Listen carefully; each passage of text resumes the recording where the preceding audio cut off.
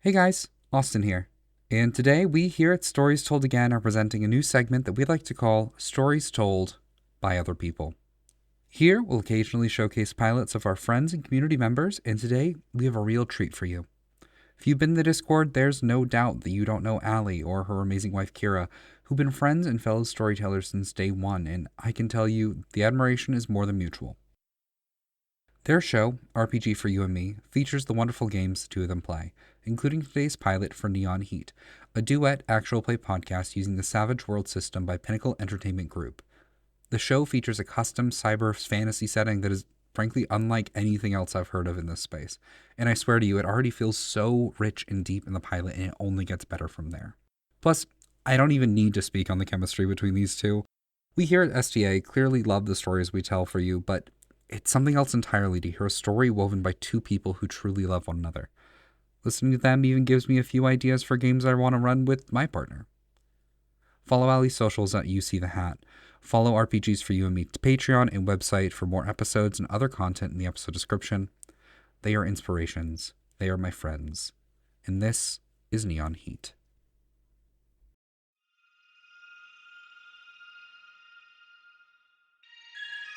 Hello, everyone, and welcome to RPG for You and Me.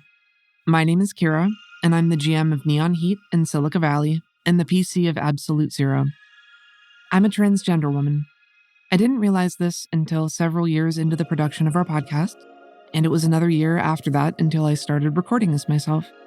It will be February of 2023 when this particular prelude is released into the main feed. To say that my world turned upside down would be a gross understatement, but it's been a transformative experience in both a figurative and literal sense. A large portion of this journey has been struggles with my own self-identity and allowing myself the time to adjust and reframe many aspects of my life. This primarily meant that it became increasingly more difficult for me to put on the charade of being who people thought I was because I wasn't ready to be who I actually am. I'm overjoyed to finally be at a point where I can share this with all of you and step out into the open as the person I am, and stay that way. One of the primary reasons it took me until I was 33 to realize I am a transgender woman is visibility. I had no resources or role models growing up. Unfortunately, the media representations about what it means to be trans were all well off the mark, ranging from ill-informed to outright offensive or used as comedic material. Representation for transgender men and other gender identities was, and often is, almost non-existent, although it's getting better in some spaces. It took getting to know some now very dear friends who were kind, patient, and generous enough to allow me to ask questions that I was finally able to put the pieces together about why my own life has been off for its entirety. Because of the nature of actual plays and audio drama style storytelling, there's no conceivable way for us to go back and remove the traces of who I used to be, or rather, who I thought I was. It's often extremely painful for people in the trans community to be confronted with or reminded of the false identity that we were forced to wear, which has no bearing on who we actually are. Dead naming, or the use of a prior legal or assigned name, is one of the most difficult to grapple with in many cases. Every trans person is different, on their own journey, and has their own preferences. My preference is that you please refer to me by my chosen name, which is Kira, and my pronouns, which are currently she, her. However, it's important to me that all of our old content remain up, not only for the storytelling element and the fact that we spent years building the story and world that we love so much, and hope you do enjoy or will enjoy as well, but so that the record of my own journey through transition will remain visible, and that I remain visible as a transgender woman in the tabletop and audio community.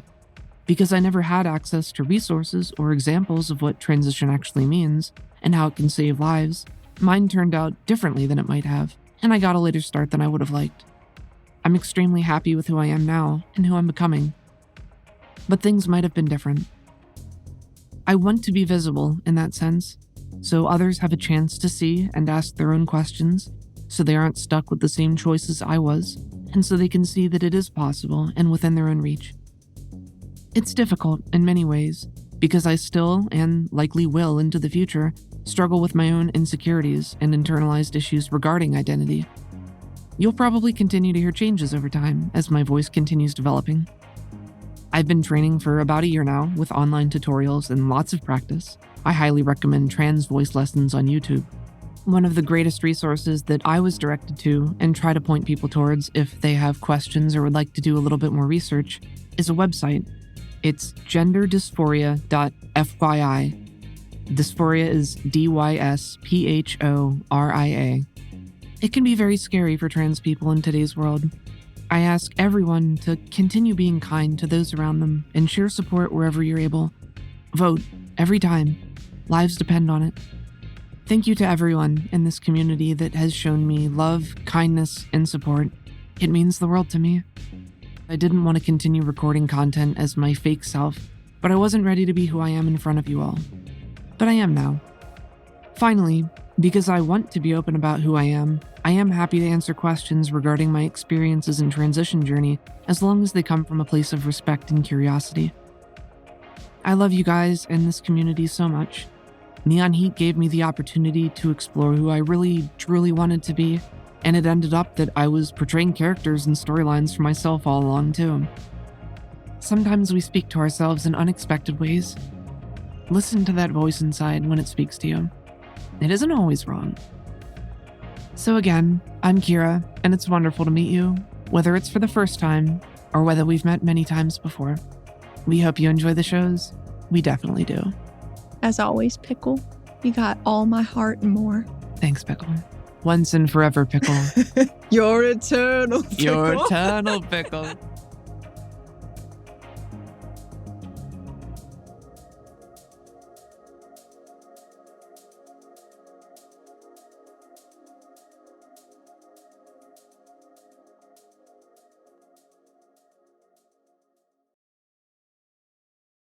RPG for You and Me presents Neon Heat, an actual play duet podcast using the Savage Worlds system in our custom cyber fantasy setting. It has been a labor of love creating it, and we are so excited to finally be able to share it with everyone. Thank you for listening, and we hope you enjoy.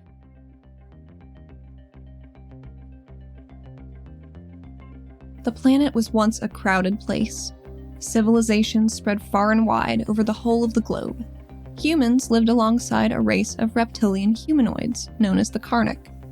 Nations of co-inhabiting races worked in unison to build a world for all to be proud of.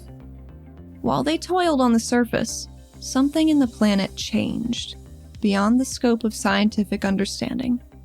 A roiling energy was devouring the heat from the mantle in the core of the planet, converting the kinetics of tectonic activity into fuel for growth. Inhabitants of this world became aware of this new energy too late, and named it Kori. The Kori manifested with such speed and leached the heat from the surface in such amounts that it plunged the world into an ice age that would last generations. This unprecedented global crisis is known as the Zero. Small bands of people, led by scientists that foresaw the calamity, were lucky enough to escape into underground cities, where they were sheltered from the deadly surface conditions. Those trapped on the surface were forced to endure the ice or perish. The snap freeze killed off over 90% of the world's population within weeks. The remnants of humanity and the Karnak flocked to the equator in droves, huddling together in megacities to better insulate themselves against the bitter cold. Resources became scarce, and civilization fell into disarray as factions scrambled to carve out new homes and methods of survival. Tribalism and violence became the status quo for many years. Those who retreated underground created their own biomes of society, the last bastions of life and culture separated from one another by distance and existing in vacuums.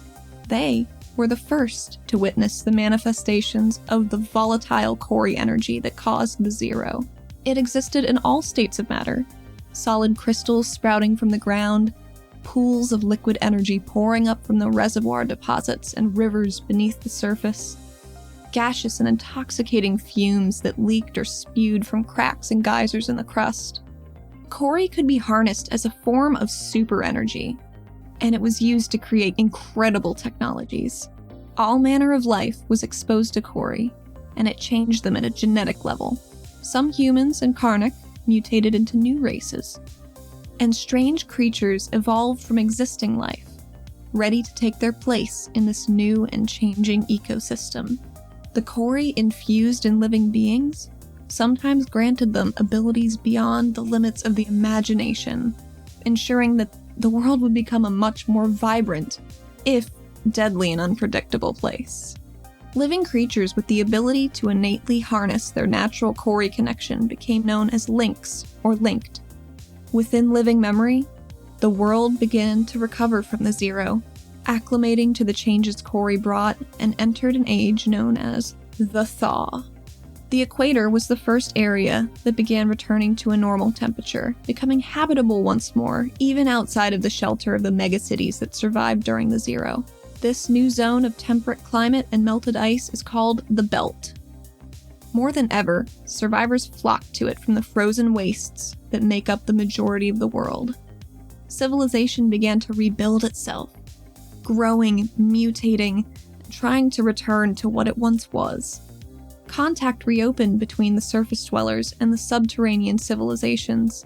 Corporate structure and politics began to re-emerge, now laced with the volatility of Kori-influenced culture.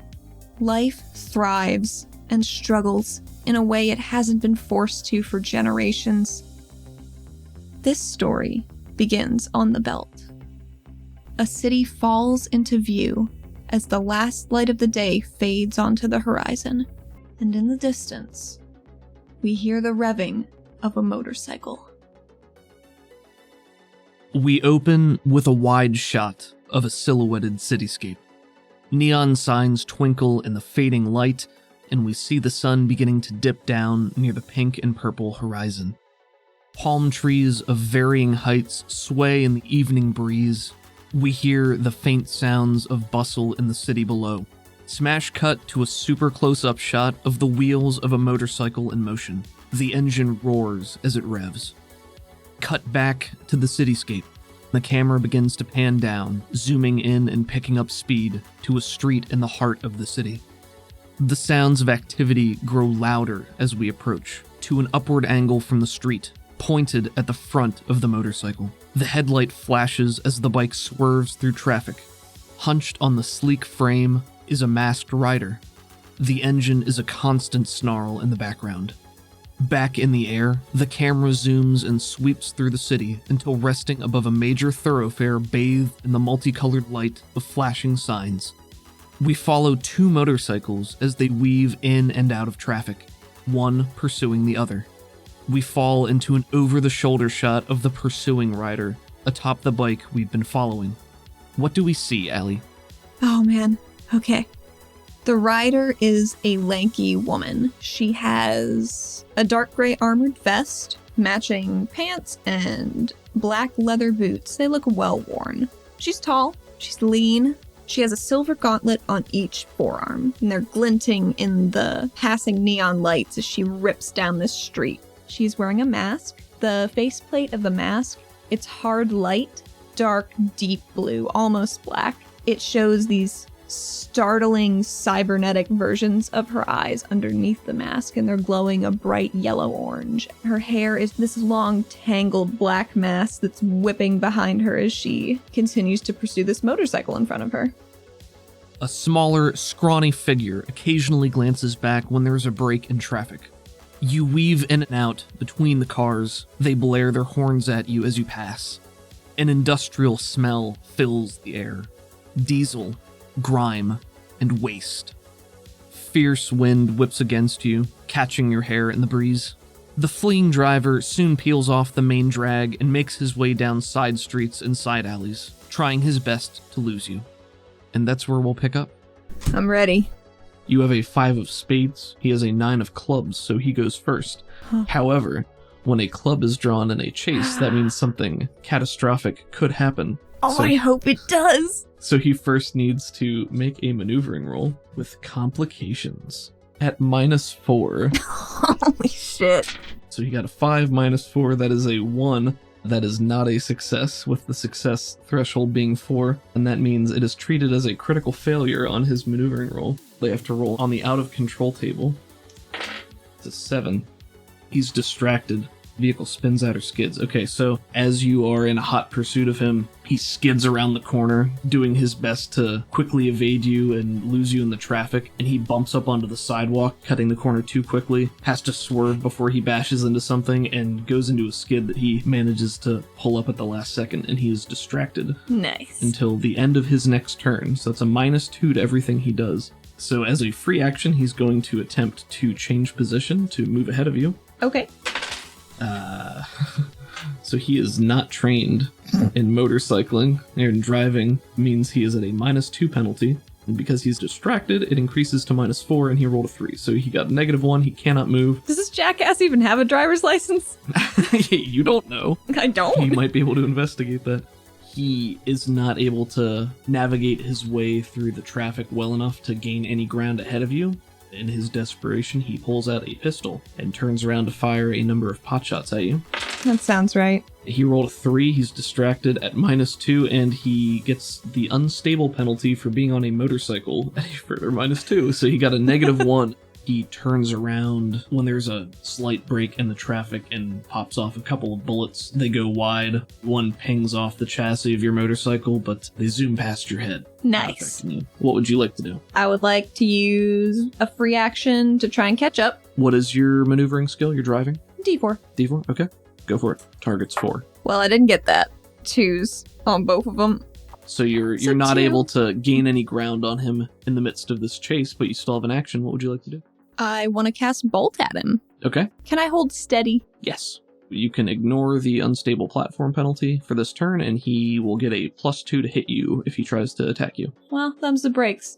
How about a 9? Cast with a raise, that gives you a bonus 1d6 damage. Sure does. And you got an 8. And you're attacking him? Yes. Okay. His toughness is a 4, so that is a hit with a raise, which means it's going to shake him and cause 1 wound. She is holding steady with her left hand on the steering. What's it called on a motorcycle?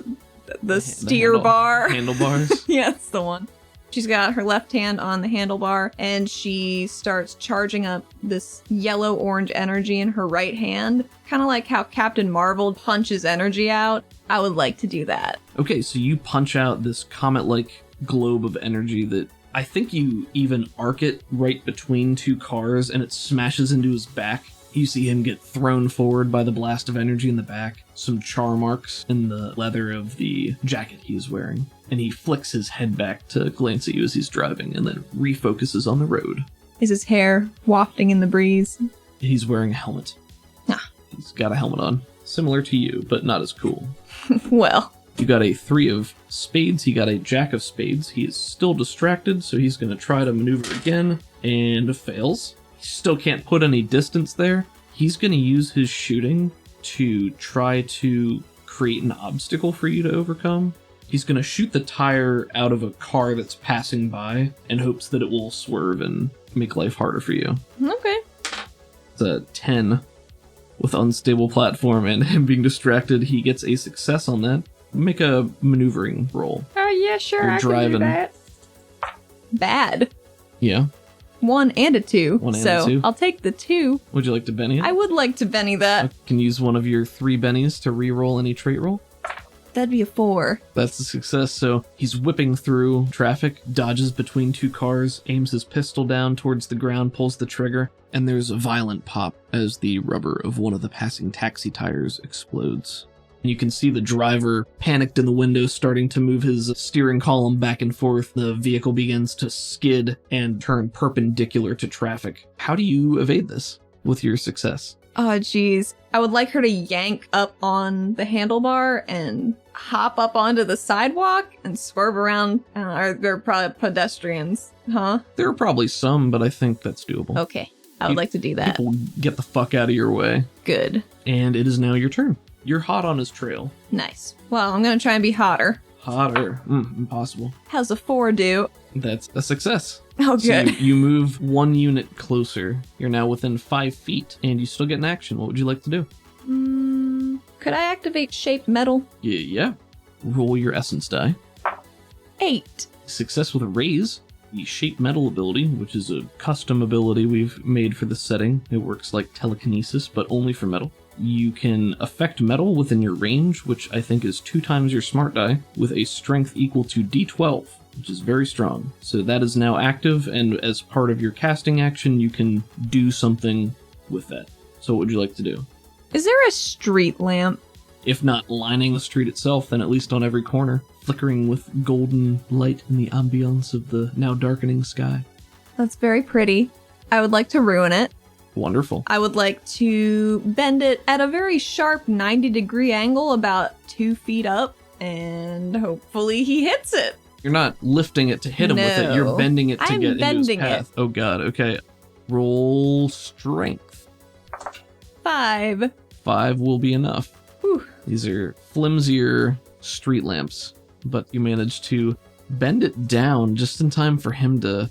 Oof, man, how am I going to resolve this? Would it be a maneuvering roll? I think it will be. He did fail that roll. Good.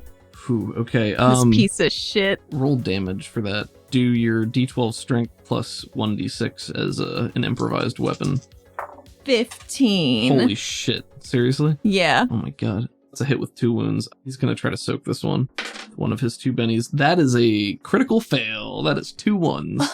Which means, even as the storyteller, I am not able to re-roll that with bennies. That is a shame. You guys are going through traffic and you can see up ahead a street lamp. You just reach up and wrench down. As you do that, you create a lever point in the middle of the lamp and bend it 90 degrees down directly into his path. With the speed at which he's going and how quickly you can pull it down, it doesn't clothesline him, but it clips him in the bike and crushes down on his shoulder. Ooh. I'm going to make him make a maneuvering roll. Ooh, that is a fail. I'm going to make an out of control roll. 5. Distracted. So this lamp comes down and clips him very hard on the shoulder. Does the bulb explode? Yes, absolutely it does. You see the shocks on his bike get pressed down. Sparks begin to fly as the metal grinds on the pavement for a moment, but he somehow manages to keep his bike upright, but he is now leaning more heavily to the side he was just crushed on. So he does not appear to be having a very good time. That checks out. He's at 3 wounds now. Oh no. Well, for him. Yeah, no for him. Good for me. Yeah, maybe. Ooh, that is a 7 of clubs for you and a 10 of hearts for him. That's not great, huh? Not really. He's still distracted, so he is going to try to maneuver. He has a -3 penalty for his wounds, because you get a -1 penalty for each wound. Mm-hmm. He gets -2 because he's untrained, and he gets -2 because he's distracted. So this is at -7. Oh, man. I probably shouldn't even roll for this, but I'm going to do it. That's a 1 and a 2. Ooh. So he is not able to get away from you. He's going to use his action to evade, which is going to give you a -4 to hit him. Okay. He is doing his damnedest to stay upright on his bike and put distance between you and trying to get the fuck out of Dodge. You got a spade. Make me a maneuvering roll at -2. Okay. And if you fail, the vehicle is bumped, so you will be a little further behind. Well, I failed. You've pulled down that street lamp. After it smushes onto him, you're watching what happens, but you didn't anticipate how far you were going to pull it down, so you have to take a beat to swerve around it and not clothesline yourself on it. Yeah, it's fair. And that amount of time allows him to pull just a little bit further out of you. Motherfucker. What would you like to do? I would like to hold steady. I want to try and crunch one of his wheel rims to make it harder to use his getaway bike. Go ahead and roll your strength and d6. 13. Vehicle's toughness is 7, so that's going to be a hit with a raise, which will cause 1 wound to the vehicle. Excellent. Excellent indeed. And when a vehicle is damaged, the driver has to make a maneuvering roll or go out of control. He goes out of control. So first off, the vehicle is bumped, which means you can choose to move him 1 closer or 1 further away. One closer, please. Okay. He is bumped backwards, and he needs to make a roll on the out of control table, which is a 6. He's again distracted. Because you dealt damage, there's a roll on the vehicle critical hit table. Would you like to roll me 2d6 for a result, please? Yes. 6. Chassis hit. The vehicle suffers a hit in the body with no special effects. After swerving out of the way of her own trap, she forgot to put back up. She's getting frustrated with following this guy, and she's outstretched one hand, fingers reaching, brings it quickly back to her chest, crushing her hand closed. The metal of the rim crumples in on itself like a little crushed paper. You manage to crumple the rim enough that the wheel is now not a perfect spiral when it's spinning, so you can see the wheel in motion. It's wobbling back and forth a little bit. His speed drops noticeably, and he gets back a little bit to you. You're now only 5 feet behind him. Oh boy. You got a 10 of spades. He gets a 7 of spades, so you get to go first. What would you like to do? Excellent. I would like to use my action to change position. Go ahead and roll change position at +2. That'll be your driving. 6. Success with no raise, so you I'll are take now it. on the same chase card as he is. Good. He is going to... He's having a bad day. Oh no, poor that guy. He is going to use his full action to try to change position to get some ground away from you. 2 3s with his 3 wounds. His bike gets a -1 because it has a wound on it, and he's untrained, so that's another -2. This dude's not doing so hot. That's his turn.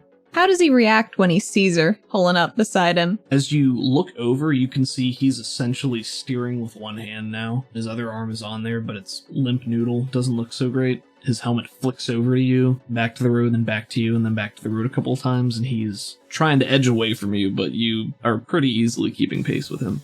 You've drawn a 4 of diamonds. He gets a jack of clubs. Oh. As it is a club, he gets a complication, which is a spade, so he needs to make a maneuvering roll at -2, where the vehicle is bumped. By me, perhaps? Perhaps. It's a big old no on the maneuvering. He rolled a 5 at his significant -6 penalty. So many minuses. Could succeed if he blows up a lot, It's true. but he might just end up blowing up. He gets bumped. What do you think happens? How does he get moved behind you into a worse position? When she is caught up to him and he's looking over at her, I'll panic. Like, she uses his slight distraction to pull just ahead of him and put on her brakes a little bit to force him back. Okay, I like that. You're right in front of him now, so he's gonna pull out his gun and try to shoot you. Whoops. He's tried to get away. He has not succeeded at that, so he's going to try to shoot you.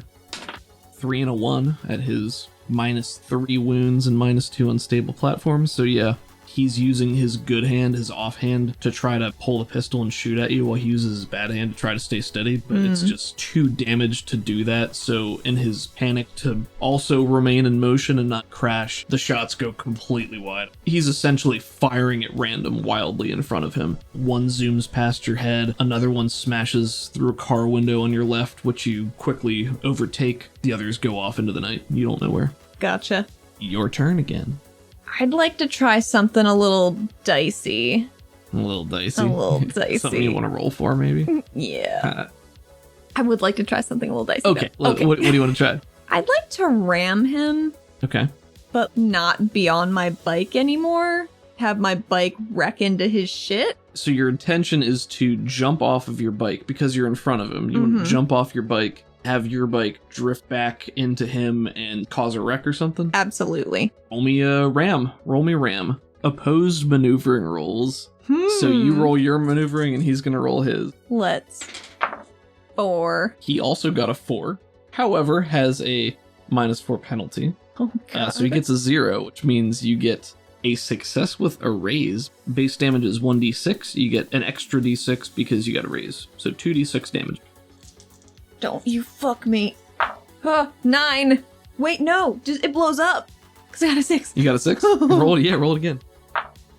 12. He's going to be bumped. Fails his handling. Go figure. Rolled a 4 with his -4. Or -5 now, I guess. Out of control. 6 distracted again, man. Vehicle critical hits. That is a 2 on the out of control table, which is major collision. That's nice. Everyone in the vehicle's distracted, so -2 penalty. Has this bitch ever been not distracted? I don't. And the vehicle takes D4 wounds and 1 critical hit. I rolled a 4, so it takes 4 wounds and is already at 2 wounds. How does so that work? Anything over 3 wounds just means it's wrecking. Cool. So, oh Jesus, it's 4d6 damage. This dude's To the bike or to the guy? to the guy. Oh no! That is 18 damage. What did I do? He takes 18 damage from the collision. Ugh. Yep. That is shaken with 3 raises. I'm going to spend a Benny to try to soak this for him. Oh god, no! That's another critical fail. It's 2 Oh my ones. god. That's not even including his wound penalty. So describe to me what it looks like when you bail on your bike. Because you're jumping off a bike at high speed. I am. It's a couple moving into a new apartment and there's just a box of comforters or pillows on the side of the road. Your face says no, so what I'm gonna do instead... In a practiced motion, she tucks and rolls off to the side into the gutter as well as she can. Does she often bail on motorcycles? You don't know. We haven't explored her character that much yet. No. Maybe she's really good at this. We're gonna find out. Make me an athletics roll, please. Or agility. My agility is actually 1 better. So I'm gonna do that. 5. Okay, that's a success. Now, make me a vigor roll. That checks out. My vigor's very bad. I know. Would you like this, Give Benny? me your last Benny. Yeah. Give me your 4. Thank God for that. Hey. You manage to tuck and roll off your bike and you clatter onto the streets in a heap, rolling for a couple more feet until you come to rest at the edge of a car, but your heavy leathers and the body armor has managed to protect you from the damage. Excellent. You bail on the bike. It wobbles for just a moment and then spills out onto its side, skidding along the pavement, yellow-orange sparks in every direction, and this guy cannot get out of the way. Probably due to his severe wounds, but he just can't react fast enough, and it clips the bottom of his bike. He goes tumbling end over end, flying off of the bike. His smashes into another nearby car and immediately begins to smoke. He is flung onto the concrete with a heavy, sickening thud, and just rolls for another 10 or 15 feet into a motionless pile. And I need to make a roll for him because he is unconscious. Oh, wow. Okay, he blew up when he really needed to. He got a 5 on his vigor after his -3 vigor penalty. Okay. I guess that means the chase is over, huh? I would say so. So right now, Okay. your character has not assessed the situation, so for all you know, this guy's dead. He is motionless in a heap. She gets up, does not pause to dust herself off as she normally might, because, situation's a bit dire, isn't it? And walks over to the other rider quickly. Uh-huh. I want to grab him, see if he's alive. You're in the middle of a street. Are you just taking... No, I want to, can I grab him and drag him off? Is there an alley? Yeah, there's plenty of alleys. I pick the nearest one. Well, there's one right here in front of me. Oh, it's me. It's reasonable that you could lug him up with some amount of effort and drag him to a nearby alley. You can go ahead and do that. He's unconscious, not moving, might be dead. What do? Can I feel on his neck for a pulse? You can take the helmet off. That's true. I do that. You pull off the man's motorcycle helmet. Underneath, he is a thin Nakir man, slim build, narrow, sharp face, slitted green snake-like eyes, and a painstakingly trimmed pencil mustache. His hair's darker, but more than that, there is a lot of blood. He's clearly banged his head, even with the helmet on the inside. There's a cut over his eyebrow that's bleeding down into his eyes, and he is very unconscious. So his eyes are open? Is he concussed or, dead? His eyes are open, Oh, jeez. but not focused and not... Can I snap my finger in front of his face a couple times and see if he reacts at all? No reaction. Okay. Do you Can say I- you're checking his pulse? Yeah, can I do that You still? can make a medicine check. Oh, boy. Do you have medicine? Nope. That'll be in a -2. How about a 1? Did you roll with your wild die? How about a 0? No, you can't tell. Maybe it's the adrenaline pumping in your veins. Maybe it's your gloved hand. But you cannot tell if there's a pulse. Grab out of my one little belt pouch, dig around in there, and pull out a little pill. Okay, and what's this pill? It's tiny and it's glowing with a slight yellow-white light. Okay. And I want to put it in his mouth. Okay, so this is a consumable Yeah. that you purchased, and this is using what ability? It's imbued with the healing ability. Okay. Roll for the healing check. It'll be your wild die and a d8. 10. Cast with a raise, so that heals not only 1 wound, but 2 wounds. You put this into his mouth, are you moving his jaw to make him chew it up, or how does this work? I think I kind You know, when you have to give cats pills, you sort of like massage their throat Oh, to get them to God. swallow it. I guess I do that. Okay, Does so that work? I guess it does. you do that, and there's a moment of pause. You see that same glow of energy out of his open mouth. You can see it shining up out of his throat. And there's a beat of silence as you wait. And then there's a massive inhalation of breath as he starts forward and goes, his posture changes. He's immediately looking around wildly, unsure of where he is, and his eyes fixate on you above him. The pupils contract drastically. Leans away from you in fear, putting his one good hand up between you. Oh, God. Oh, don't kill me. Well, Devlin, I didn't want to chase you in the first place, but then you left us to die. I didn't really appreciate that, so here we are. Where's the fucking file? I'll give you the file. You just let me go. I didn't plan for any of this to happen. The guards were coming. They were on you anyway. Somebody had to get out with the file and finish the job, right? That's how it works, right? Normally, maybe, but when you join a team, it's kind of a social contract to not leave the rest of them there to die. As you, a hacker, could have helped us out with, I don't know, the alarms and not locked us inside the fucking building with a militia. Hand trembling, he reaches and unzips the leather of his jacket and reaches inside, pulls out a manila file folder, holds it out with trembling hands. Here, God, I'm sorry, just take it. She grabs it, immediately looks into it. While he's handing this to you, can you roll me a notice, please? Yeah, I'd love to. What's your notice? D6. D6, okay. 5? While you're looking into his eyes as you're having this conversation, you notice that his left pupil is contracting and dilating at a different rate than the right one, an abnormal amount. That's weird.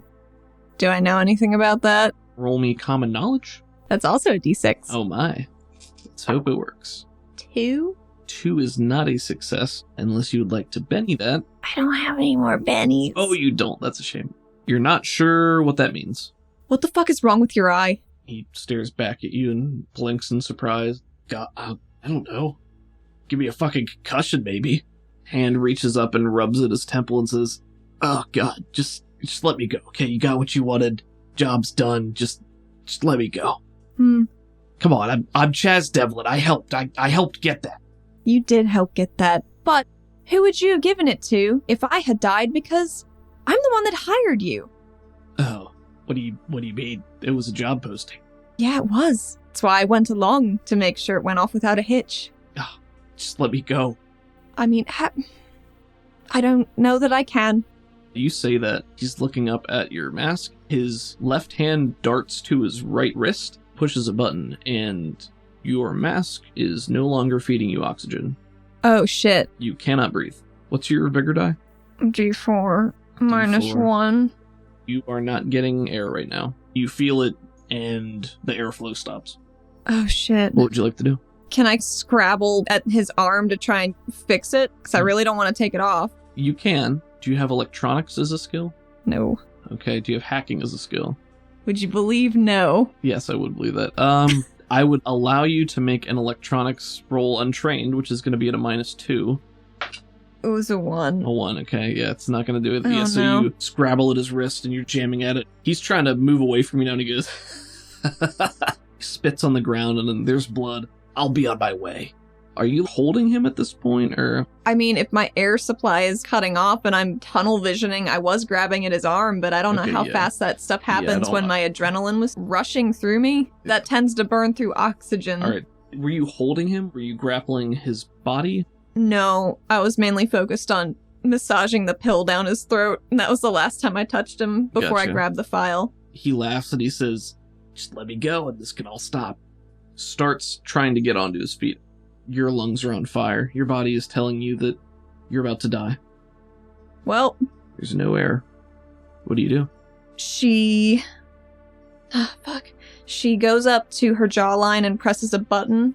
The hard light front of the mask dissolves into the bits that are on her jawline, and it reveals her face, which she was trying to avoid for privacy reasons. Sure. So she has a longer face, a narrow nose, 2 long slash scars that go from her right cheek over the bridge of her nose and into the left forehead. Her eyes are the same yellow-orange as the energy she was blasting Devlin with on the motorcycle. Her pupils are cat slits right now. She looks real angry. She also has a metal circlet, slim, tasteful, on her forehead. She takes a real quick, sharp inhale, and I want to pin him to the wall with one fist to his chest. Make me a grapple. Strength. He's going to contest.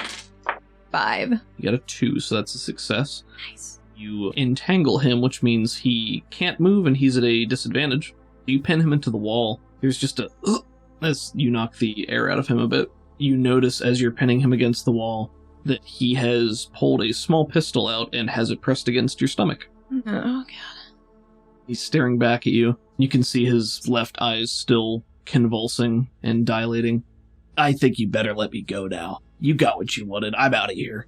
The glow recedes from her eyes as she releases him from the wall, steps back, just a step, hands up to let him. To let him go? Yeah. Okay. He takes a step or two away and he's slouching at an odd angle. His right side is heavier and weighing him down more, and his left hand is pointing the pistol from the hip at you as he takes a few steps away into the middle of the alley, and he says, "Don't fuck with Chaz Devlin." He turns around and begins to run down the alley. As he's running away, I'd like to cast Bolt. Okay. Go ahead and cast that for me. 8. Cast with a raise. That'll add 1d6 to your damage. Go ahead and Sure roll me will. 3d6 damage. Blew up. 16. Wow. Okay. 16 is going to cause 3 wounds. 3? 3 wounds, and he is at 1 wound already. Okay. He is running down the alley to get away from you. Is he like limping away? Is he a little slower than he would be normally? He's a little slower, but most of the damage was to his torso and his top half. He's moving slower because he can't jostle himself very much, but he's still moving. You healed 2 of his wounds to bring him back, so he's at 1 wound before this damage. She turns to watch him go. You shouldn't have fucked with Pantheon rules or rules. The fact that he pulled a gun on her after she saved him, that's not sitting well with her at all, so she's just gonna try and put this guy in the ground as best she can. She tucks away the file. She unzips her top layer of armor and keeps it literally close to her chest, zips it back up, rubs her hands together, fires up her fist with that energy again, and punches a bolt right at him. You punch this bolt of energy. It's an over-the-shoulder shot from your rider's perspective as she hurls this bolt of energy down the dark alleyway. We follow the bolt as it tears down, illuminating the darkness, and bores a hole directly through his chest. Smashes into the wall at the end of the alley. There's a moment where the camera is doing one of those classic looking through the steaming hole in his chest, and he clutches it and stumbles a step or two, does one last look over his shoulder behind you, looks down at the hole again, and then collapses in a heap against the side of the alley. And you now notice that there is another figure standing at the end of the alley, with the hole where your bolt had gone inches away from their head. Oh boy. The alley seems to diverge into 2 directions, like a T intersection, and they're standing in the middle of it. You're 6 foot something, are you? Pretty tall, so this figure is shorter than you by at least a couple of inches. They're dressed in dark armor, run with yellow trim along the edges. They have a helmet on. It's very sleek. There's a wide V starting at the eyebrows, meeting downward on the nose, glowing with a yellow light. There's a silent moment as they stand there, watching this guy fall over, and then they start walking towards you. Just at a measured pace.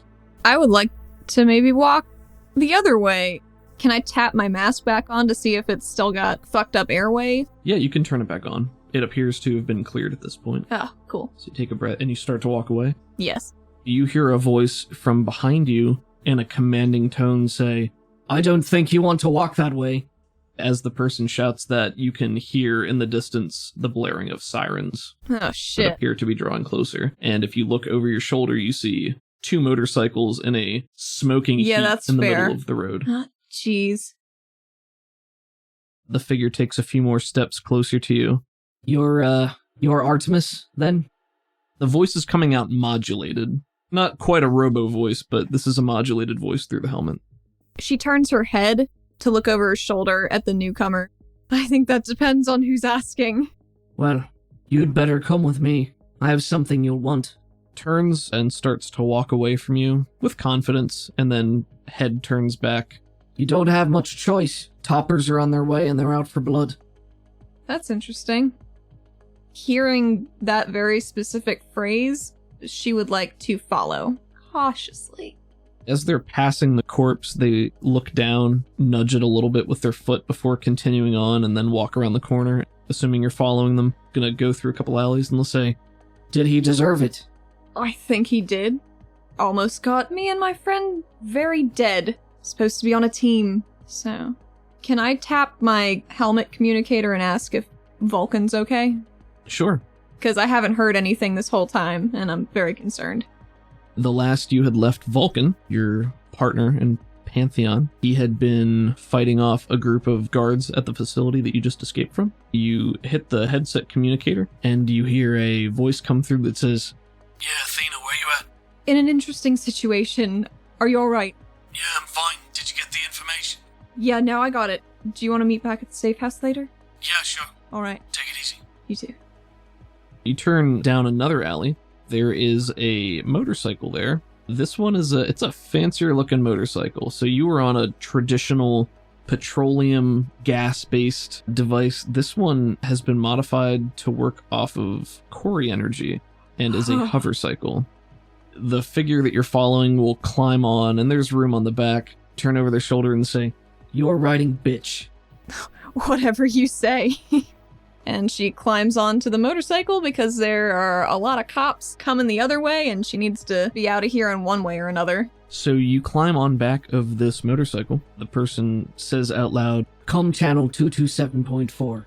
Kicks the bike into gear, and there's a thrum of energy as the bottom lights up, propulsion kicks in, lifts up, and you start to move away. This motorcycle is powered by Cori energy, so the fact that they have this cycle is significant. Instead of normal tires, when you kick it into gear, the energy spins through the tires and they turn horizontal instead of vertical, so they act as hover discs and you can use it to maneuver and fly at low altitudes, but for them, they just peel out of the street with a thrum of energy and they do a skid turn that's much more graceful than it would be on a standard motorcycle, and you start going through the streets. As you're riding away and they're weaving in and out of traffic, the sky has finished blackening. It's later than it had been. The neon lights flicker by in a phantasmal wave of sensory overload. And you've now entered the seedier part of town. Gunshots off in the distance and loud music blasting from the rundown cars you overtake with ease. Did you join the comm channel? I would join that channel. And you just hear a voice come through and it says, "Looks like shit here. Don't know how people put up with it. Don't know how you've been able to stand it. You've got shit taste." I mean, just because you're in a situation where you have to be a place doesn't mean you have to like it. So, not that I'm not grateful for the getaway. It's very good. Where are we going? We'll be there soon enough. Okay. Continues driving in silence for the rest of the time, I think. Maybe occasional snide remarks about the neighborhood you're driving through. You pull into an especially decrepit back alley. They veer the bike off to stash it in a tiny shutter garage that's attached to a blocky building with no windows. You get off the bike and they turn off the engine, press a button on a wall that starts to lower the shutter, and then they jerk their thumb at the door nearby and says, "In here." So someone sent you to kill me. This would be a good place to do it, huh? They pause with their hand on the door and turn over to you, and the shutter comes down and you're now standing in the darkness except for the yellow visor light in the blackness. "If I was here to kill you, it would have been easy enough to do it in that alley." And they open the door and lead you inside. This place looks like maybe it used to be a garage or a machinist shop, belonged to a mechanic, tools strewn about, bits of machinery, an oil stain in one corner. Is there a rainbow in it? It does. It really pulls the room together. There's a door at the back that's open, and you can see there's a cot in a little shitty room there. There's a main room, and in the middle of that main room, amidst all the tools and scattered scrap metal and parts, is a table with 2 chairs. They are several steps ahead of you. The figure leads you over to the table and points at one of the 2 chairs and says, "Sit." I'd prefer to stand. But she does walk over to the table, leans onto the back of the chair. They shrug a little bit. "Suit yourself." They walk towards that room that had the bed in it, step inside for a moment, and then come back right away, and they're carrying a bag. Just like a little satchel bag. And they reach into the bag and pull out a smaller plastic bag, like a Ziploc, that appears to have a bunch of photos in it. And they start to pull photos out of this bag, flop them onto the table and facing you so you can see them. That's you. It's not a question, it's a statement. Is it me? It is you. From a job you completed several weeks ago. You're masked, you're in uniform, but it appears to be security footage. Okay. Maybe you had broken into a facility or something to that effect. And they throw another picture on the table, and they say, and that one, and they do it again, and that one. And they throw out 5 or 6 total photos that are all from jobs you've completed probably in the last 6 months, from various angles and security footage. Then they pull out a small PDA tablet with a smaller screen, press a few buttons on it, hold it out. And this one. And this is a picture from probably about 20 or 30 minutes ago of you on your motorcycle going through the city. Oh. Like a dash cam? This one looks like it's from a building. There's a bit of motion blur. It's you on the motorcycle, and you can see the other guy that you were chasing just ahead of you. But it's you in the same armor that you're wearing right now. You can't see your face, but it's definitely you. Gotcha. You've made quite the name. Seems you've been enjoying yourself these past couple of years. I wouldn't say enjoying myself, but a small business takes a lot of work. They press a couple more buttons on their PDA and pull up yet another picture, and this is from the facility that you were at an hour or two ago. This one looks like it was from maybe a body cam of one of the guards you guys had been fighting. It's an action shot, and you see Vulcan standing there with quite a large machine gun on a gimbal that's attached to his waist, opening fire at someone. You're over there throwing a bolt of energy at another guard. What were you doing there? What was I doing there? I was doing a couple of things. I was slinging around some Corey, as you can see there. Very impressive, I know. I was protecting my good friend. That's another thing I was doing. I was pursuing someone who betrayed us, so that's another thing I was doing. They start to roll their hand in the air like a hurry it along. Yes, those are all things you were doing. I asked what you were doing. What's the purpose of you being there? Why were you there? This person's got her dead to rights, so at this point she's like, there's really no point posturing and standing up, and she's had a very long day, so she does pull out the chair and sit down. She pats her vest, knowing that underneath is the file that she tucked away after retrieving it from Devlin. Oh, I got what I went there for. Just a bit of information. About what? Or about who? And they say that, and they lean on the table, not quite in an intimidating way, but they put their weight on the table and lean in, and that yellow visor is glinting. Well, why don't I trade a question for a question? Why the fuck are you taking all these pictures of me? To what end? Oh, I didn't take any of these. This is your sloppy work. Then why are you mopping it up? That is a good question. She's real tense, like her shoulders are set. She doesn't know if she's gonna have to fight again. She is very tired. After they say that is a good question, they lean back off the table and reach into that satchel again and pull out a second smaller plastic bag. Oh, is that more incriminating photos? I'd love to see them. Well, it might be. And they brush some of the other photos off to the side to make room, pulling these out and putting them down in front of you. And these aren't photos, this is a series of postcards from various locales in the region. There's a shot of a beach with a palm tree, and it says sunny times on it. And there's a shot of a cityscape at twilight, probably Olera. A couple other scattered ones. They flip over one of them, and there's nothing on the back.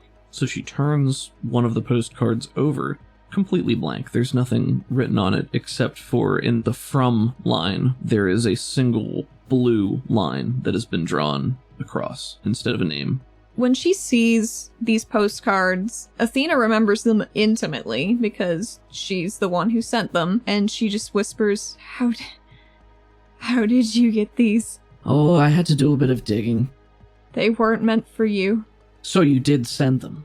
Her masked cyber eyes flit around the room, trying to figure out what she needs to do. Like, does she need to ice this person? Get information out of it first? But I think before she does anything, she wants to take all of the postcards in her hand and just flip through them and quietly look at them while she figures out a course of action. So you take the postcards and you start to leaf through them, and the figure across from you starts to pace back and forth, flexing and unflexing their hands. They give you a couple of moments of silence. Could I roll a notice to see if anything seems like it's imminently dangerous here? Go ahead and roll notice. 2. That is a fail. Yeah. You can't tell. All you can tell is this person is agitated. So am I. They're going to stop pacing after maybe 10 or 15 seconds, and they're going to point at you, and they're going to say, Did you send those fucking cards? I want Athena to unzip the front of her armor once again and tuck the postcards with the file and say, well, yes, I did, as she zips it back up. When she admits that she's the one who sent it, the person reaches up like they're about to rub their eyes or something like that and realizes their mask is on. Sighs and just said, Take off the damn mask. No? I think you can appreciate as a person also wearing a mask that this is my last line of defense. There's a moment of pause as you stare at each other, and the figure tugs off the glove of their right hand, and they move to push a button by the jawline of the helmet. The yellow light in the V of the eyes dies. The visor slides back into the helmet. There's a pair of eyes staring back at you. There's a blue line running across the bridge of their nose, and they move their hand up, touch the blue line on their face, and it begins to glow ever so slightly. As she does that, you feel your bicep heat up and tingle, a soft yellow glow permeating through the black cloth of your shirt, where you know your Kori tattoo rests in your skin, your twinned Kori tattoo. Athena's never been closer to her heart just stopping outright. There's a tired moment of silence again following that before the figure reaches up and pulls off the rest of the helmet, and you are faced with your longtime friend and ex-partner Sekapavi. Oh god, there she is. My girl. Pavi's skin is a light terracotta, tan with orange undertones. Orange hair with yellow tips, cut in a bob, shorter in the back with long bangs that taper into points to frame her face.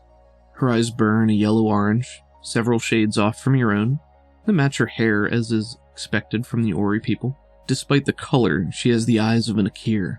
The color takes up the entire eye, and her pupil is a narrow slit, snake-like. There's a blue tattoo that runs across her cheekbones and over her nose. She has pointed canines and seams at the edge of her mouth that run an inch or two into her cheeks. And she looks much like you remember her, but older and maybe a bit more tired, like some of the fire has been traded for temperance. Oh man. She holds her helmet and stares at you, waits at least a little bit for any kind of response. After she takes off her helmet, Athena gets up immediately to go over to her, and she hits her jawline. Her mask visor just disintegrates. Mm-hmm. She finally did what she asked. Are you still seated, or No, I walk over to her. standing in front? Yep. Tears start welling up in her eyes, and I don't even know if she's noticed yet. Pavi also starts crying just a little bit, and she's looking at you. There's a height disparity. You're about 6 feet. She's probably 5.5 feet, but she looks up at you, and her eyes narrow a little bit. She sniffs, and she says, "You've gotten uglier." That's really rude, Pavi. She eyes your scars. Pavi's mouth opens just a little bit, and her elongated tongue flits out with a th, and she wrinkles her nose a little bit and says, "You smell like Athena." Oh man, I hug her. She hugs you back. There's a moment of very genuine ferocity in the hug. After that moment, she punches you in the stomach and pushes you back a little bit. Oh no. So she does that and pushes you back. 7 fucking years. Takes a step, kicks the table all of the pictures had been on. Except for the postcards. I tucked you those did grab the postcards. So safely away. She does an upward swing of a kick. Like, it doesn't have any finesse. It's just a frustration kick. She kicks it and upends it. Just goes, ugh. Pavi, I'm so sorry. Yeah, you will be sorry. Is that a threat? I don't know. It's been a long time, Athena. You've been gone a long time. People thought you were dead. And here I find you gallivanting along with the fucking toppers on the surface, doing God knows what. Well, I know what you've been doing. Gestures at the pictures that maybe there's 1 or 2 that are still fluttering to the ground. So, I know this looks real bad, but I can try to explain if you want. It's not going to be a very good explanation. It's not going to be very fulfilling, but it's what's happened. And I'm so sorry, Pavi. Yeah. I missed you so much. She's, again, been pacing back and forth, trying to get rid of some energy now. She pauses. She stops pacing and turns to look at you and says, I missed you too. And yeah, I mean, I would like an explanation, even if it's not a good one. But what the fuck was that voice you were doing? Was that me? You're trying to do me? Yeah, a little bit. Was it doing anything for you? I mean, the narcissist in me is quite flattered, but it's fucking weird. Kept you close, Mm. you know? Yeah, real close. Well, I'm... You fucking mess. Oh man, you don't even know the half of it. I'm sure I don't. So I started a business. Quite the entrepreneur you are. Booming. Your father would be very proud. Yeah, I hope he never finds out. Well, How is everyone? good old Clint. Everyone. Well, it's quite a loaded question. Yeah, I know. Things have changed. Some people move on, some don't. You know it is. Your parents are alright. Are they kind of in the camp that thinks I died, or? I think they believe that you're still out here somewhere. You disappeared. There was no body. There was no signs of a struggle. There was no record of you leaving the city. Nothing on the transit. Nothing in the DNA scanners. You just... poof. You vanished. You were gone. Overnight. Within a matter of a couple of hours. I mean, most people figured you left with Joel, you know, after his retirement ceremony. So, but, you know, he's been out. It's been said, you know how it is. A lot of people leave the city, they don't come back, especially when they get on in the years and they want to go out and they want to see the rest of the world. Most of them don't come back. That's not unheard of, but no one ever heard anything from him and they never heard anything from you, so they either assumed the worst or assumed you ran off with him. Basically, his prodigy, his ward. Joel's dead. What? When? Out here. He died the night I left. It's why I left. What? I don't understand. She's turned to face you, with hands on her hips, very confused. What do you mean he died? Why didn't you tell anyone? What happened? Javi, it was really bad. There's something going on in the city. I don't know who I can trust and who I can't, but I had to leave. I know that doesn't make a whole lot of sense right now. No, it doesn't. Okay. Joel's party. It all happened after that. Athena begins to recount her story. Pavi buckles in to listen with rapt attention. As Athena begins to speak, her words become muffled, fade out, as the camera pans away. As the camera fades back in, we find ourselves at the retirement party for Joel Shin, Athena's mentor in the regulator unit. A night 7 years ago, there had been a banquet, and the banquet itself was large and lavish. Joel Shin had served as the proctor, which is the title of the head of the Standard Regulation Division, for many years. Beloved by all, a wise mentor, a powerful man, and this was his retirement party, his going away party, because the next day he was set to set off to the surface to live a life of adventure and exploration, as is somewhat common for older residents of Caldonix or those who had lived here for too long, craved something different. The banquet itself was tasteful, happy, sad, many goodbyes, many heartwarming smiles, pats on the back.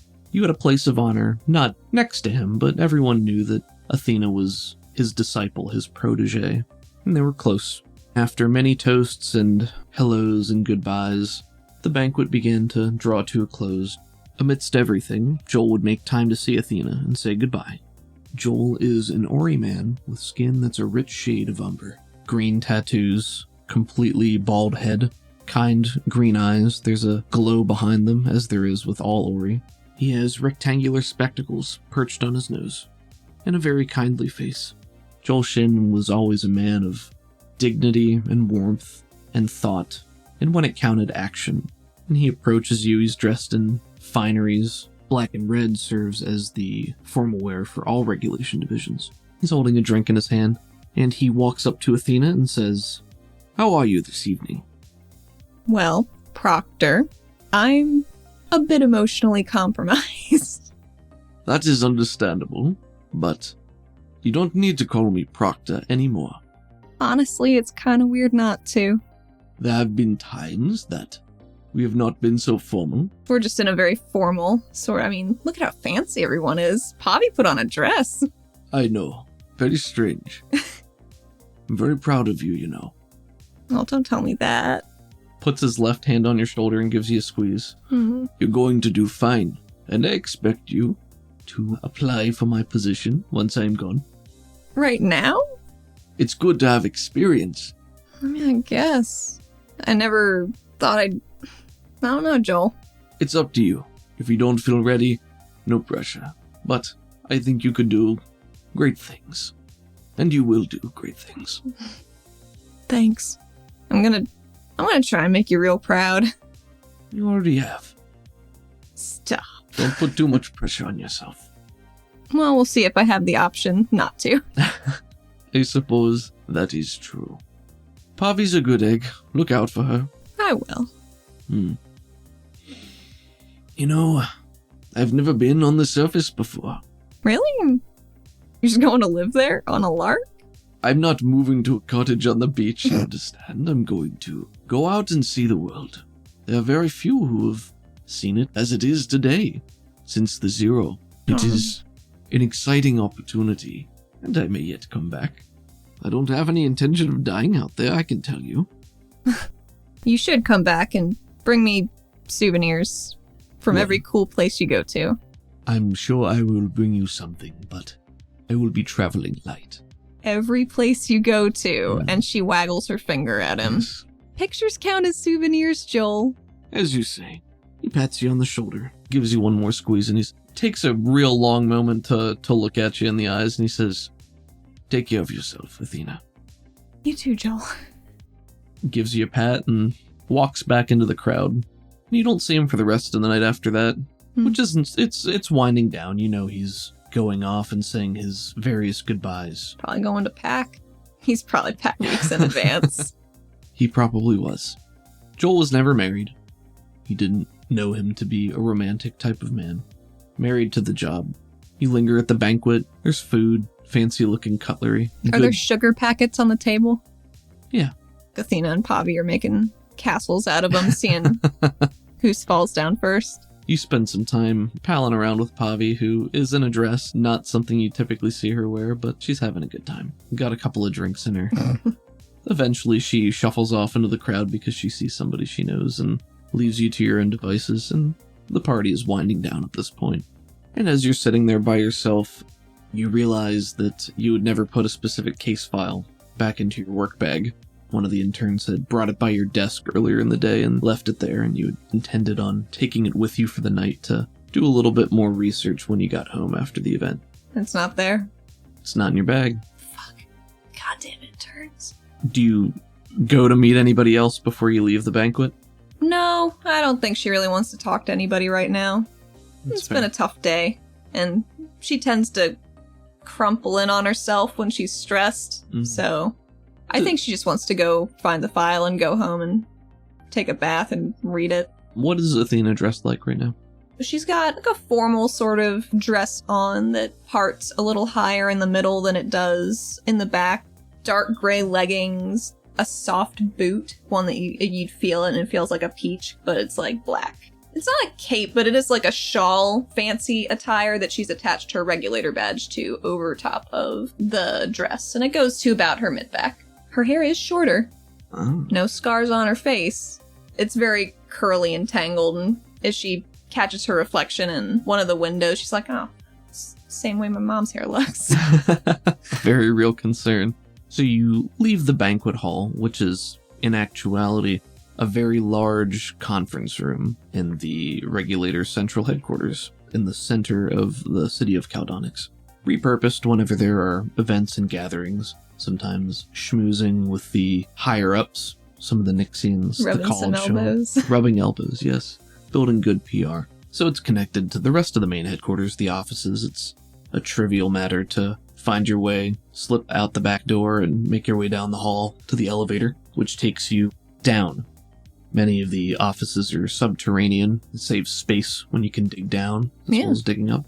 This building is tall as well, though. The spire is the tallest building in Caldonix and goes all the way up so that the regulators can make use of it.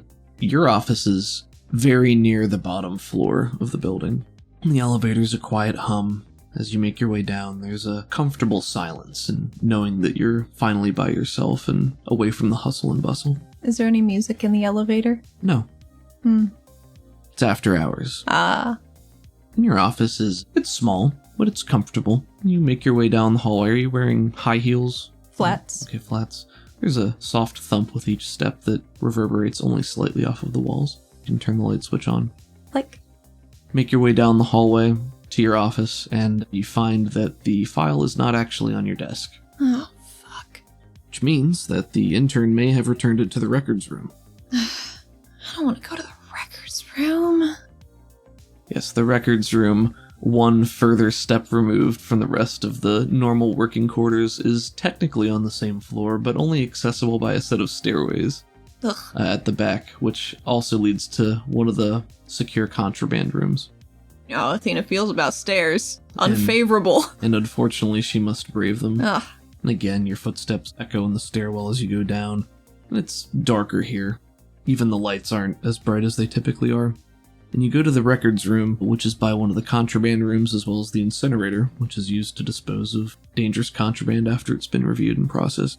And the records room is unlocked and you're able to go in, but as you get closer, you notice that the door to the incinerator room is ajar.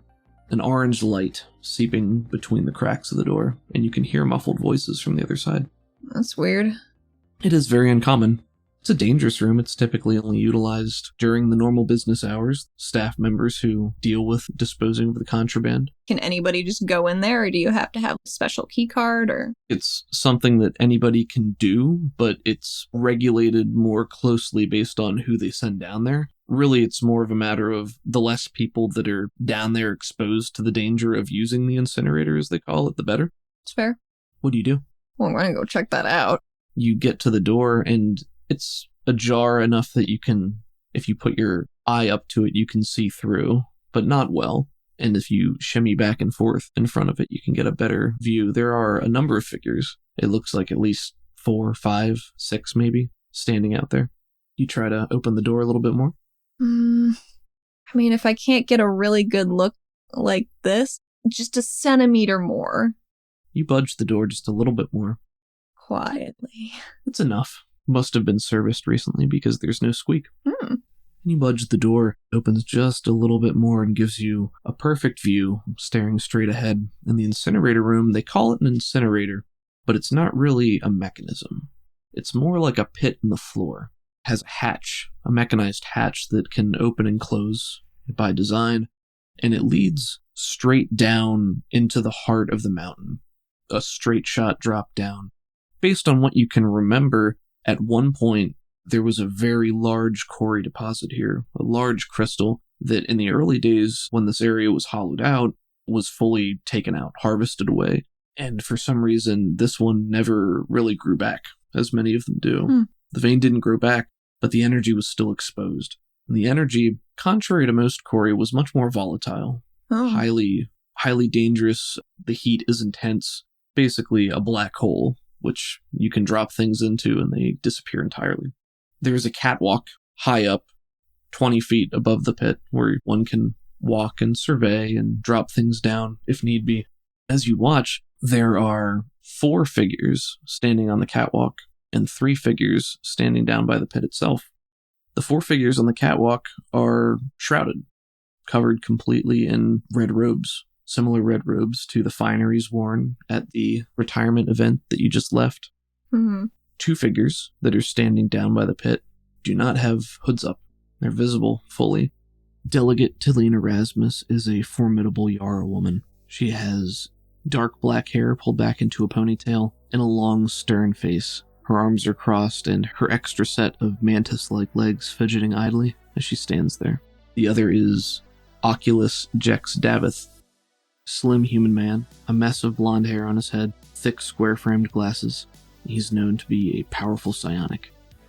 The third member standing by them is Joel Shin, dressed just as he was minutes ago when you saw him up at the party, and they appear to be in conversation. And now that you're standing closer, you're listening, you're close enough to hear some of their words.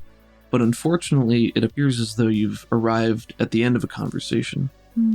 And all you catch as you're standing there watching is the voice of Jex Davith standing next to Joel. He places a hand on Joel's shoulder, much as he had done for you, and he says, "Thank you for your service."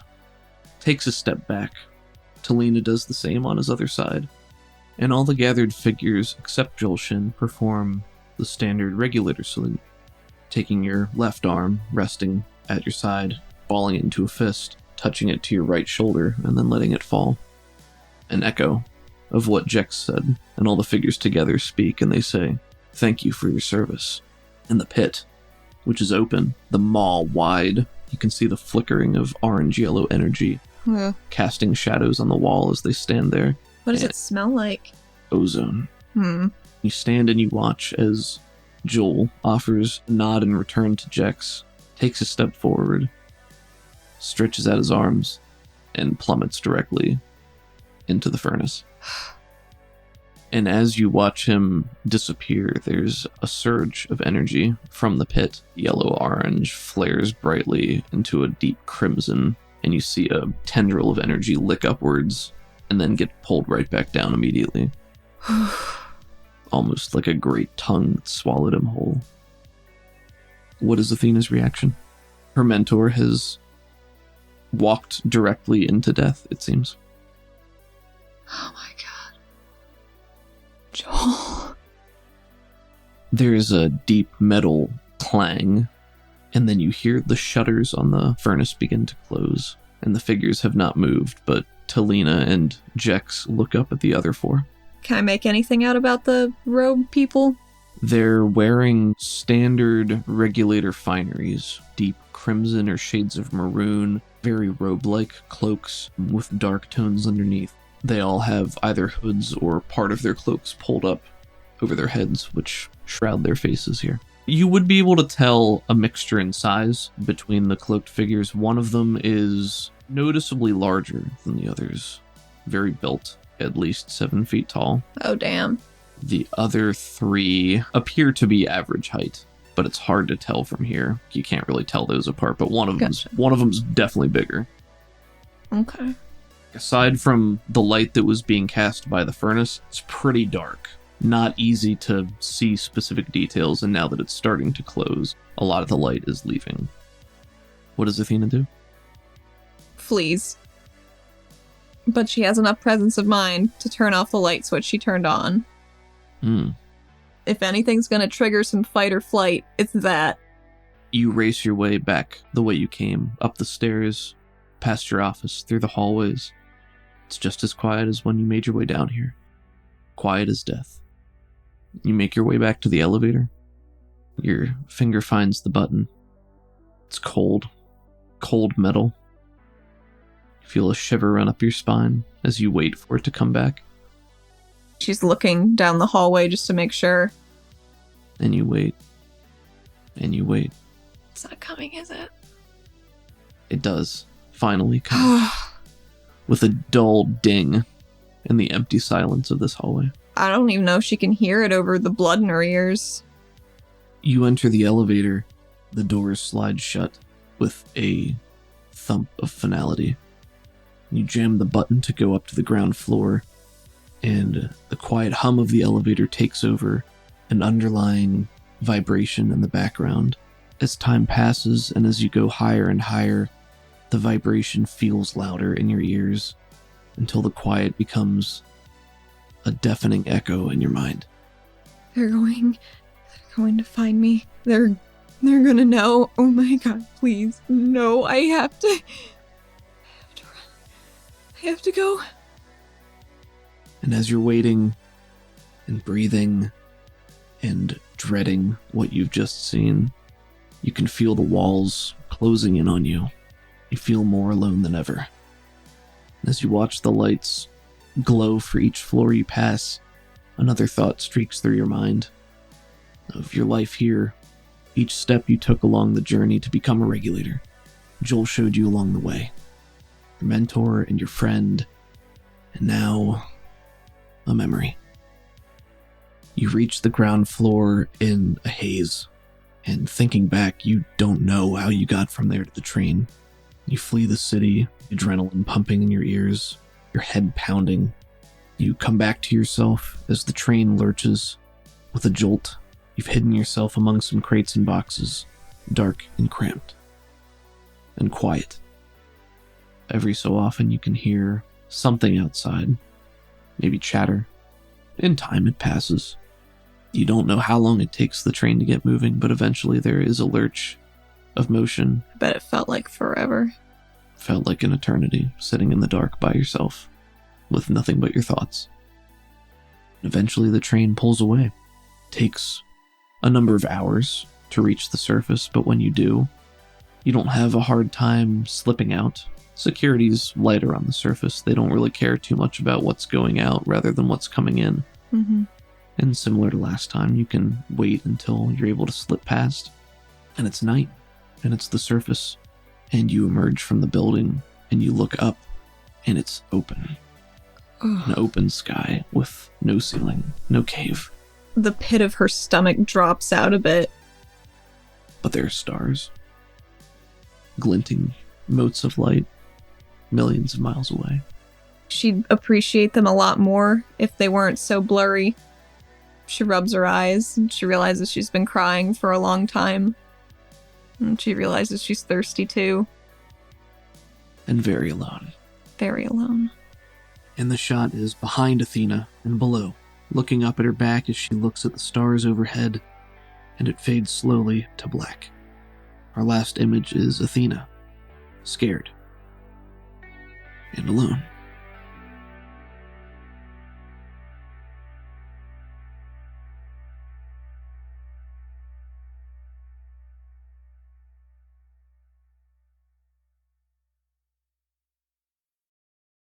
Hey everyone. Hey, thanks for listening. Thank you for listening to the remastered episode 1 The HD re-release. of Neon Heat.